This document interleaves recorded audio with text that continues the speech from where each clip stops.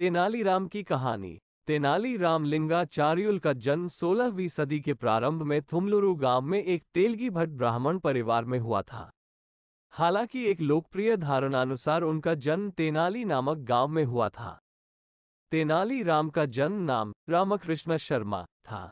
उनके पिता गरालपति रामैया गांव के मंदिर में पुजारी थे। बाल्यकाल में ही पिता का साया तेनालीराम के सिर से उठ गया और माता लक्ष्मम्मा द्वारा उनका पालन पोषण किया गया।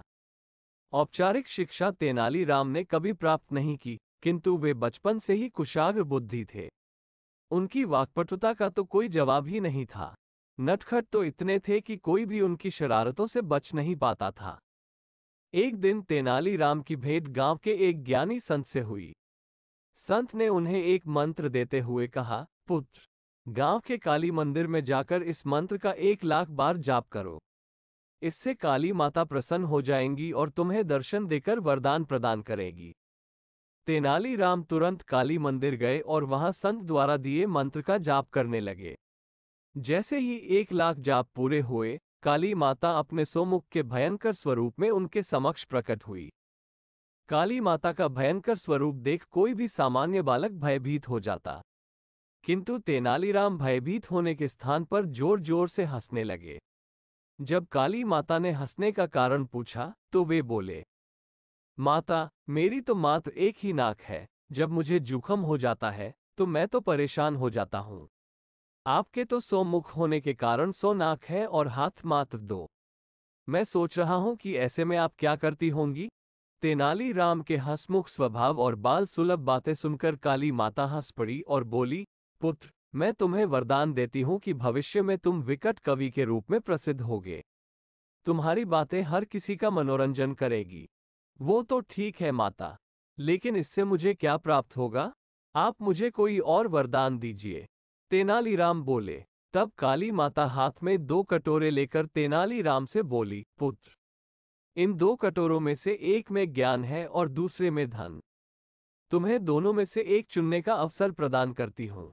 काली माता की बात सुनकर तेनालीराम सोचने लगे कि जीवन में ज्ञान और धन दोनों ही आवश्यक है। यदि दोनों ही वरदान मिल जाए तब कोई बात है। तेनालीराम को विचार मग्न देख काली माता बोली, क्या बात है पुत्र? किस कटोरे का चुनाव करना है, ये समझ नहीं आ रहा। ऐसी बात नहीं है माता। चुनाव करने के पहले मैं बस एक बार दोनों कटोरे अपने हाथ में लेकर देखना चाहता हूँ। तेनाली बोले। काली माता ने जैसे ही दोनों कटोरे तेनाली के हाथ में दिए, तेनाली ने झटपट दोनों कटोरे को मुंह से लगाया और गटक गए। इस तरह अपनी बातों में उलझाकर उन्होंने काली माता से दोनों वरदान प्राप्त कर लिए। माता, क्षमा करना। जीवन में ज्ञान और धन दोनों ही आवश्यक है, इसलिए मैंने दोनों ले लिए। जब तेनालीराम ने भोलेपन से ये बात कही, तो काली माता हंसने लगी। पुत्र, मैं तुम्हें दोनों वरदान देती हूँ। जीवन में तुम कई सफलताएं प्राप्त करोगे, किंतु ध्यान रहे कि तुम्हारे मित्र तो होंगे ही, शत्रु भी कम न होंगे। इसलिए होशियार रहना। इतना कहकर काली माता अंतर्ध्यान हो गई। आगे चलकर तेनालीराम विजयनगर के राजा कृष्णदेवराय के प्रिय मंत्री बने। उन्हें लोगों का बहुत स्नेह प्राप्त हुआ और धन संपदा की भी कमी न हुई। किंतु उनके जीवन में शत्रु भी बहुत रहे, जो उनके विरुद्ध षड्यंत्र रचते रहे। तेनालीराम भी अपनी चतुराई से सदा उन्हें मात देते रहे।